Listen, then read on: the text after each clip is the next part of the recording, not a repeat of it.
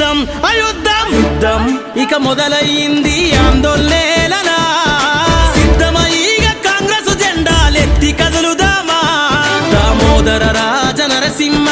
పట్టుబట్టినాడు పయనమయ్యిగ పరుగుబడదాము అన్న తోవలోన యుద్ధం ఇక మొదలయ్యింది